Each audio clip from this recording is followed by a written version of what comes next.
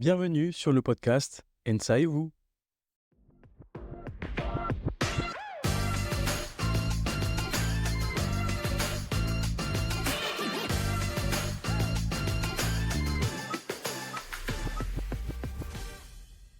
Découvrez le parcours et les conseils de Catherine Legrand, Ensa et Alumni Promotion 2021, qui avait intégré le master spécialisé méthode quantitative pour la décision économique de notre école d'ingénieurs.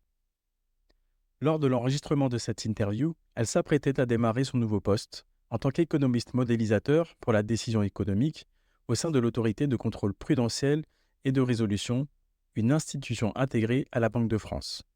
Elle a accepté de revenir sur son parcours et plus particulièrement de partager son expérience à la BCE, à F. Samani, élève ingénieur de première année admise après une prépa BL, et Emma Leguet, élève ingénieur de deuxième année, admise dans le cadre du double diplôme avec HEC.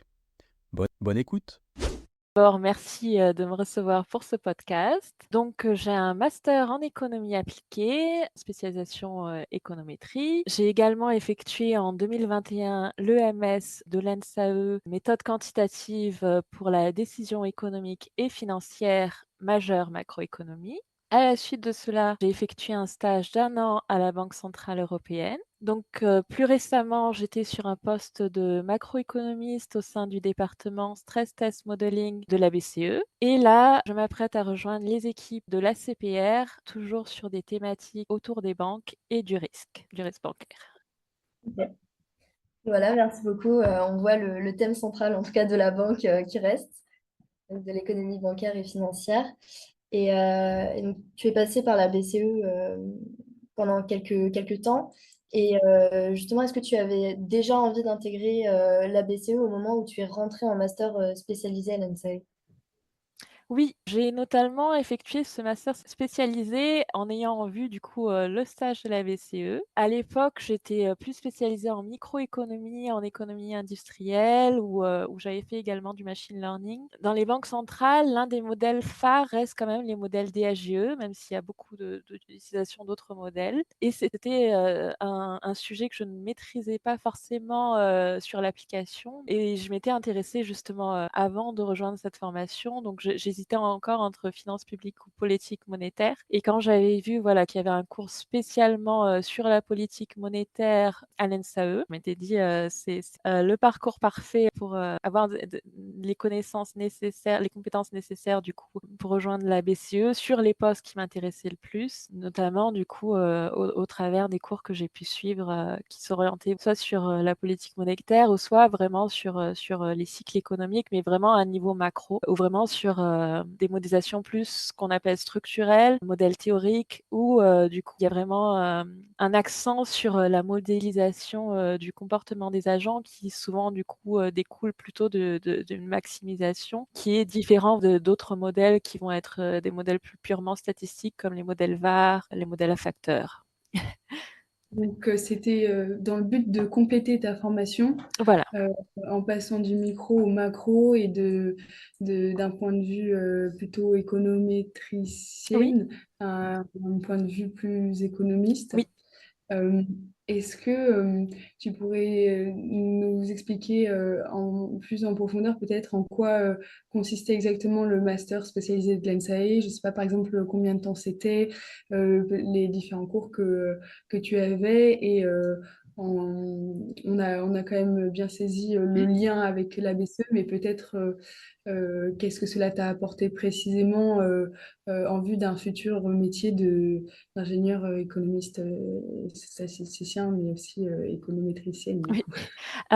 C'est vrai que du coup, j'ai pas précisé, mais pour moi, c'était important d'intégrer une formation qui restait vraiment très quantitative, puisque je voulais vraiment rester un économiste quantitatif. Maintenant, il y a un peu cette distinction, on va dire. Je savais que l'ANSAE concentrait vraiment sur la modélisation et vraiment sur les aspects quantitatifs pour l'analyse économique. L'un des principaux cours pour moi, qui était le plus intéressant, c'était le cours de Monetary Economics, qui est du coup, en 3A. C'est le cours d'Olivier Loisel. Je pense que c'était le plus bénéfique pour mon stage à la BCE parce qu'il reprenait vraiment toute la théorie qui est sous-jacente du coup à la politique monétaire. Donc en reprenant quelle est la politique optimale Après la politique optimale, il y a qu'est-ce qui est faisable. Vous revoyez également, quelle est la loss function des banques centrales et donc ça, c'est très, très important si vous souhaitez travailler sur la politique monétaire, sur les effets qu'elle a, sur, du coup, l'économie réelle, sur, les principaux canaux de transmission, du coup, de la politique. Il y a plein de questions autour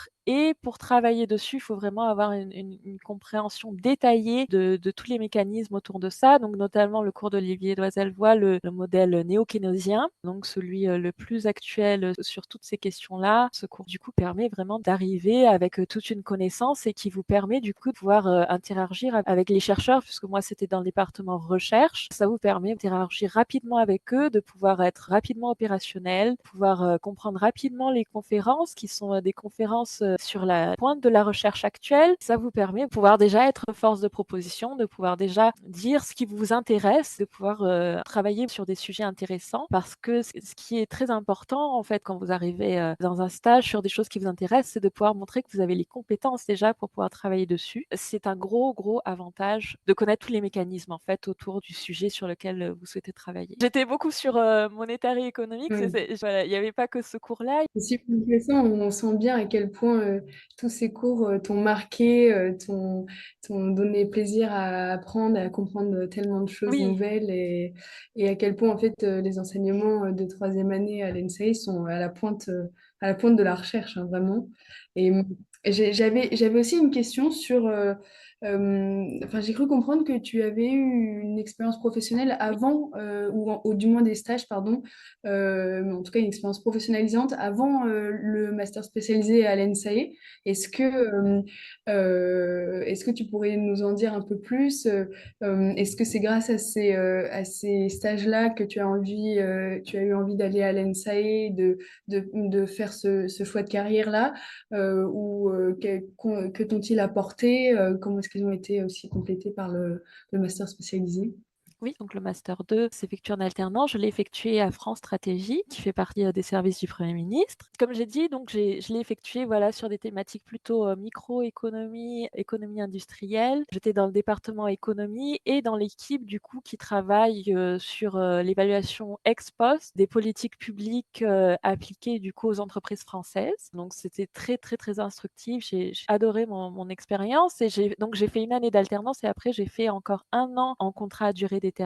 Au cours de cette expérience, donc j'étais à côté du département, enfin à côté du bureau, pardon, qui travaillait donc sur les thématiques plutôt macro. Donc en échangeant beaucoup avec eux et en assistant aux conférences, d'autres, services du Premier ministre, puisque quand vous êtes dans un, vous assistez facilement à des conférences internes. J'avais eu une préférence quand même, pour les sujets plutôt macro et comme j'avais été plutôt time series, donc séries temporelles, ça m'intéressait beaucoup, voilà, de vraiment, compléter avec la partie, modèle théorique et modèle structurel, donc notamment les DHE qui sont encore, très utilisés et surtout par les banques centrales. Également, ce qui m'avait porté vers, l'ENSAE, c'est qu'il y avait beaucoup de stagiaires de l'ENSAE et notamment du coup, oui, à France Stratégie et notamment ceux du département, macro. Donc voilà, je leur avais demandé un peu, ce qu'ils avaient les cours qu'ils avaient eus. En échangeant avec eux, je m'étais rendu compte que ça pouvait me correspondre.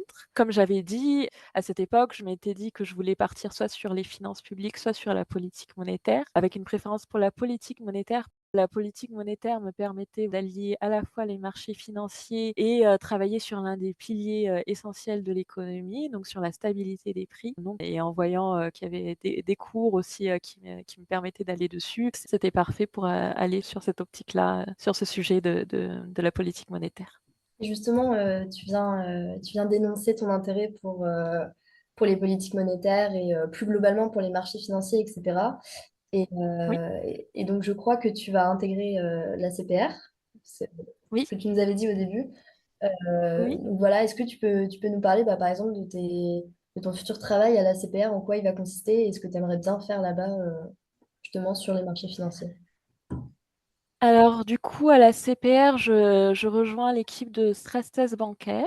Donc à la CPR, ils ont une séparation entre l'équipe, qui va du coup s'occuper, des assurances et celle qui va s'occuper, des banques. Pour moi, c'était très intéressant de continuer, voilà, sur, le stress test bancaire puisque ça continuait sur, mes dernières fonctions à la BCE. Puisque dans mes dernières fonctions à la BCE, j'étais beaucoup sur les banques, en fait, sur le fonctionnement des banques et sur, comme elles sont le principal canal de transmission de la politique monétaire, il y a énormément de travaux qui sont faits sur la compréhension, du fonctionnement des banques. J'ai notamment travaillé, sur un sujet qui était, sur, l'haircut gap, donc ce que la BCE va appliquer, comme, réduction, sur le collatéral comparé à ce qui est appliqué, sur les marchés et qui du coup va affecter la liquidité, en fait. Donc en fait, les banques sont vraiment au sujet, la compréhension des banques, la compréhension, et la modélisation, des marchés financiers et leur impact sur l'économie réelle est très, très importante, dans la politique monétaire. Donc mon objectif, voilà, c'était vraiment de rester, sur les banques et après les stress tests, c'est un peu différent. L'objectif politique monétaire, ça va être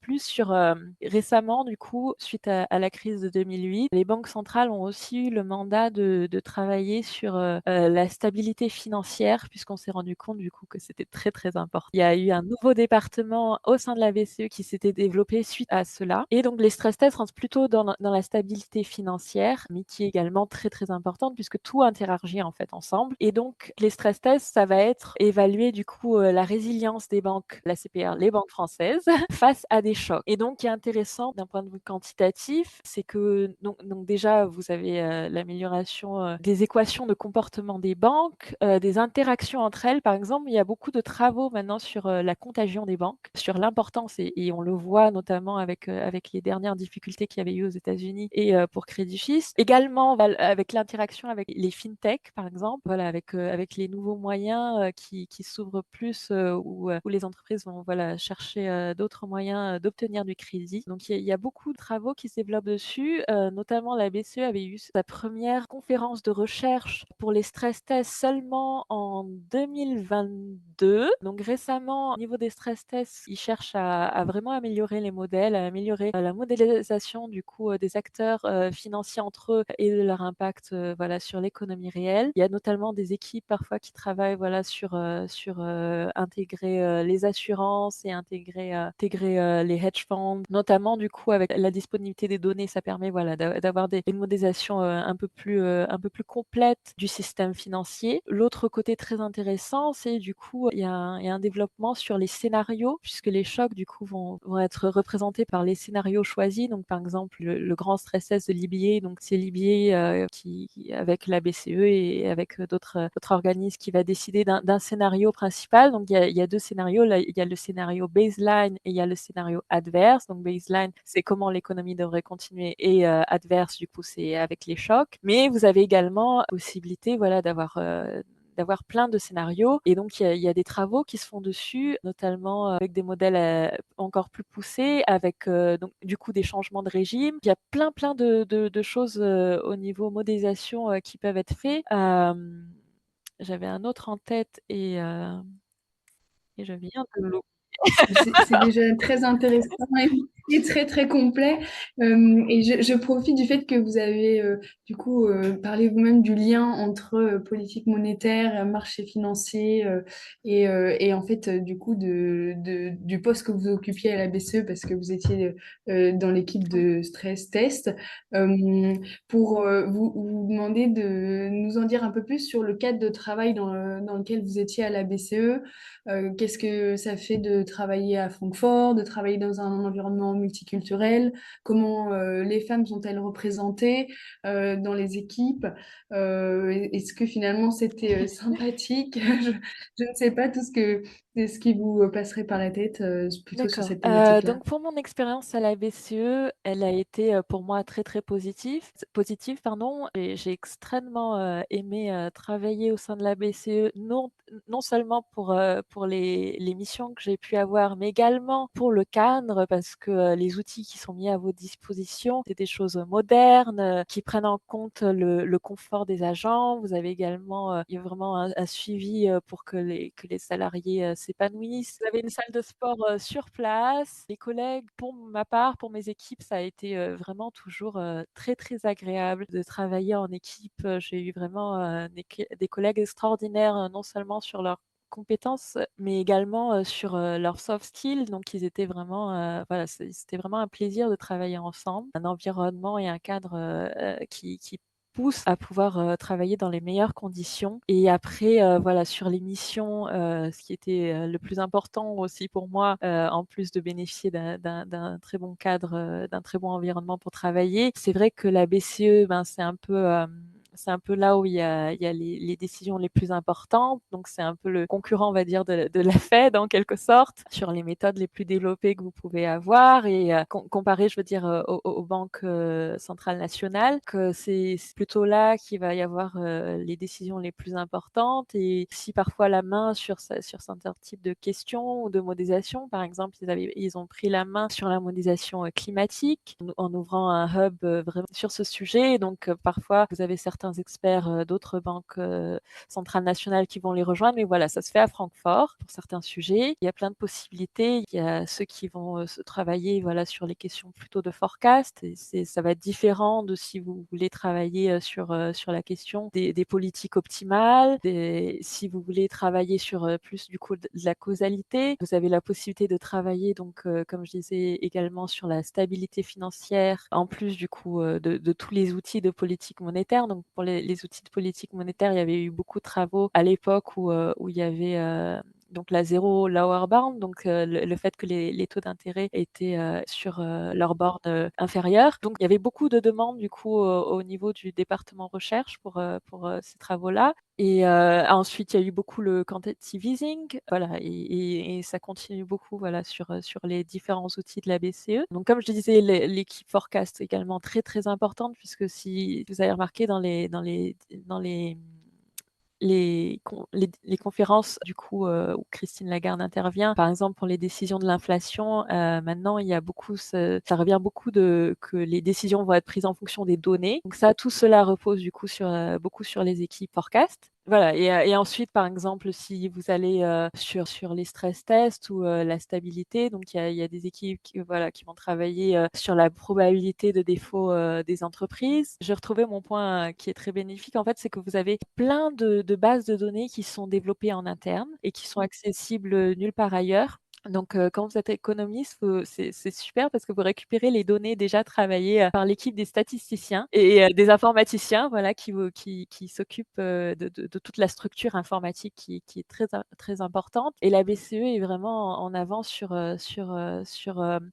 fournir en fait, voilà, des outils, que ce soit via le cloud ou d'autres, ou des outils en interne qui vous permettent de faire tourner les modèles assez rapidement, puisque c'est souvent les gros modèles du coup prennent énormément de temps pour les calculs. Donc ça, c'est un point très important. Et également, il y a eu beaucoup de communication sur leur base de données, sur les anticipations sur l'inflation, qui est très très importante aussi pour la politique monétaire, puisque elles vont avoir un impact. Donc le fait que la BCE développe cela en interne avec des questions donc envoyées donc voilà, elle collabore, voilà, avec des instituts qui travaillent sur des sondages, donc toutes les thématiques de sondage, parce il y a aussi des méthodes pour cela. Donc si vous allez dessus, voilà, il y a pas mal de choses à voir. Il y a celle-là, mais il y a également d'autres bases de données avec des données un peu plus poussées sur les transactions financières. Donc voilà, il y a tout ce côté données aussi qui est très très très riche et qui permet, voilà, de pouvoir effectuer plein d'analyses pertinentes en fait pour la décision, de pouvoir d'améliorer également tous les modèles qui sont utilisés, de pouvoir voir justement si la théorie si les théories actuelles, enfin si ça tient toujours, et si justement on n'a pas passé voilà sur si les faits stylisés n'ont pas changé justement en fonction de l'époque. Donc voilà, le cadre en soi est vraiment, en tout cas pour ma part, hein, c'est je sais pas, pour ma part, ça dépend des équipes peut-être, mais pour ma part, ça a été vraiment, vraiment super. Il y a aussi un travail sur le fait d'avoir, voilà, plus d'égalité, plus d'équité. Et voilà, également, ils offrent maintenant des bourses, il me semble, pour les étudiantes en économie, pour les Les femmes, étudiantes, justement. oui, spécifiquement les femmes. Oui, voilà, spécifiquement les femmes, pour pousser les femmes à rejoindre l'équipe de recherche. Vous étiez nombreuses dans votre équipe? Alors en recherche, c'est Autour de toi, dans les équipes à côté, tu dirais qu'il y avait quand même pas mal de femmes ou... Enfin, je sais pas s'il y alors a un pourcentage à la louche, par exemple. ça dépend vraiment des équipes. Donc par exemple, au département recherche, c'est majoritairement des hommes, vraiment majoritairement des hommes. Pour les stagiaires, du coup, il y avait pas mal de filles, mais c'est vrai que par exemple, les chercheurs en soi, c'était majoritairement des hommes. Dans mon équipe, donc après j'ai fait 2 autres équipes, c'était majoritairement des hommes aussi, les 2 autres équipes, même si ma chef, j'ai une chef d'équipe, une femme, mais en soi les 2 autres personnes avec qui je travaillais étaient des hommes et mon autre équipe d'après, oui, c'était également, presque à un moment, j'étais la seule femme. Mais par exemple, je crois que les équipes qui sont, économie internationale, je crois qu'également, ceux qui travaillent, sur donc, les marchés, les opérations d'open market, de la BCE, je crois qu'il y a de plus en plus de femmes également. En tout cas, il y a un effort. Ils ont aussi un programme qui s'appelle le Graduate Programme pour les PhD. C'est vrai qu'ils essayent aussi de prendre en compte, voilà, d'essayer, voilà, d'avoir une parité de ce côté-là. C'est récent, mais il y a un effort qui est effectué et qui essaie d'être pris en compte, de ce côté-là. Et justement, par rapport à l'effort enfin, qui est fait sur la mise en avant des femmes à la BCE, qu'en est-il de la multiculturalité? Est-ce que c'est essentiellement des Français, des Allemands, voilà, des personnes venant de ces deux principaux pays, ou est-ce qu'il y a vraiment une très grande diversité des pays représentés à la BCE? Ah oui, j'avais oublié ce point. Oui, non, c'est très, très, divers. Il y a vraiment, pratiquement, tous les pays de la zone euro représentés avec un je avec un certain pourcentage d'un pays, ça c'est dans les journaux donc ça se retrouvera. Mais sinon non, c'est au niveau des équipes en soi, c'est quand même très, très, divers. Il y a aussi beaucoup, voilà, ils insistent beaucoup dessus, donc il y a même des mini-conférences en interne où vous suivez, voilà, sur, le respect de la diversité, le respect de l'inclusion de l'autre. Parce qu'au final, quand vous discutez avec vos collègues, ce qui est très intéressant, en fait, c'est que du fait des cultures différentes, même les valeurs ou même la façon de voir les choses est très, très différente. Donc, un collègue peut se sentir attaqué par une phrase alors que pour une autre personne, c'est très normal, ou par un certain comportement, alors que voilà, ce serait même pas une question qui se pose, pour une personne d'un autre pays. Donc ce qui est très, très intéressant, voilà, c'est qu'on a des mails et on a aussi voilà, des réunions en interne pour rappeler le fait que, voilà, qu'il y a des différences, de comment travailler ensemble et non, à ce niveau-là, c'est vraiment très, très avancé et je trouve ça super justement, Oui, c'est sûr que c'est génial, c'est extrêmement enrichissant et ça apporte Oui, toujours beaucoup oui, de oui, travailler dans ce genre d'environnement, je pense. J'en oui. profite pour rebondir aussi sur quelque chose que tu as mentionné dans une de tes réponses. Donc, en fait, tu as occupé différents postes à la BCE. Oui. Est-ce que tu pourrais nous redire rapidement pour qu'on ait en tête tous dans quelles équipes tu as été et puis peut-être de quelle période à quelle période, enfin en combien de temps à chaque fois? Mmh. Et peut-être en deux mots seulement, l'objet de chaque poste, s'ils étaient très différents ou pas. OK. Oui, donc d'abord, c'était un stage d'1 an au sein du département recherche, donc politique monétaire. Donc au sein du département recherche, vous avez c'est un peu scindé en 3. Donc vous avez, le management général, vous avez ensuite, politique monétaire et ceux qui sont plutôt sur des thématiques purement finance. Donc moi, comme j'ai dit, j'étais sur, le département politique monétaire et là aussi, on peut scinder en 2. On peut scinder en, les chercheurs qui travaillent, avec des méthodes plutôt, séries temporelles et les chercheurs qui travaillent plutôt sur les modèles théoriques. Et donc ça va être moins des modèles avec des données, ça va être, ce qu'ils appellent un peu les toy modèles, où vous travaillez vraiment sur une spécificité qui ensuite sera, intégrée dans des modèles, plus gros. Mais voilà, où ils travaillent vraiment sur, une question spécifique à améliorer. La question pouvant être, économique, mais également pouvant être purement technique. Moi, j'étais, plutôt associée à 2 chercheurs, qui travaillaient sur des questions, donc avec des méthodes de séries temporelles. J'ai eu la chance de travailler, voilà, sur 2 sujets, assez différents. L'un, c'était sur, les chocs d'impact. Donc travailler sur, l'impact d'un choc de politique monétaire versus un choc de liquidité, donc avec des modèles VaR, alors que l'autre, projet, s'intéressait plus à à l'amélioration de la prédiction.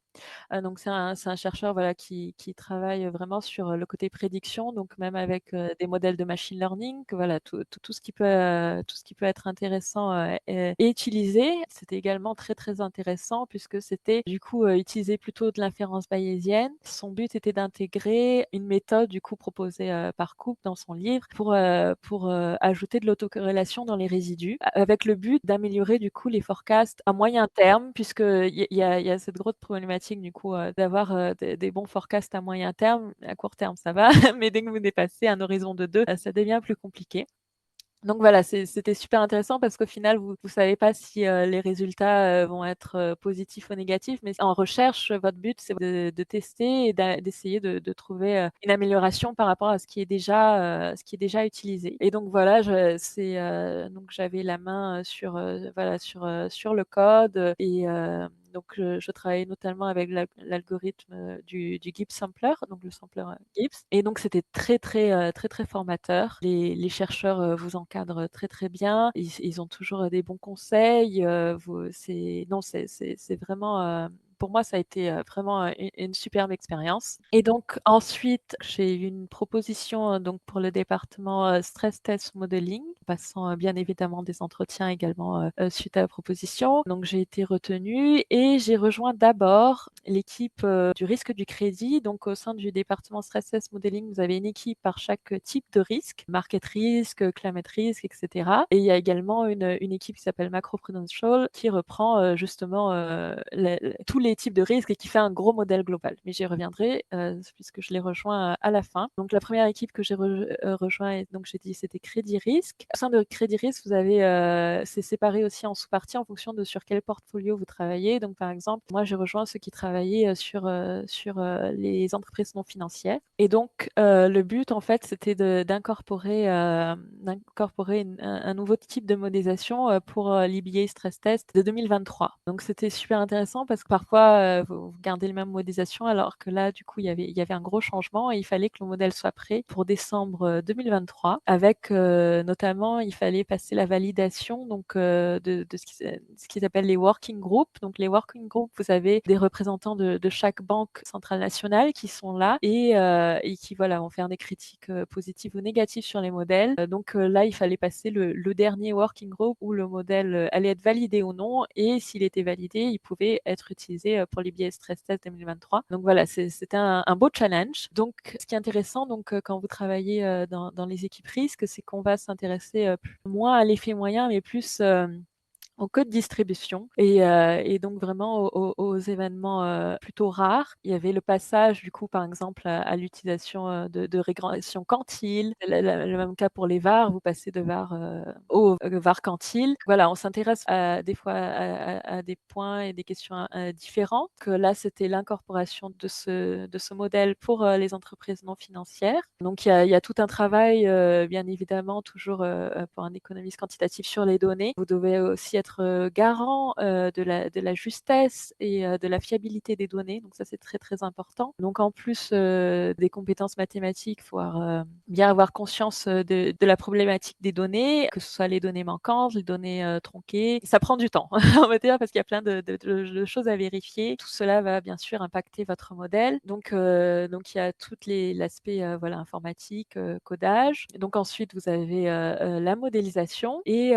ensuite vous avez, la vérification et l'interprétation des résultats qui est également très, très important puisque parfois, c'est là où le rôle de l'économiste est important puisque il faut savoir, parfois si les résultats, du coup, ont un sens et si ce n'est pas juste, le modèle qui était mal choisi ou voilà, ou d'autres types de problèmes. Ça peut venir des données ou d'autres choses. Donc c'est là où une connaissance, voilà, très poussée, des thématiques sur lesquelles vous travaillez est très, très important.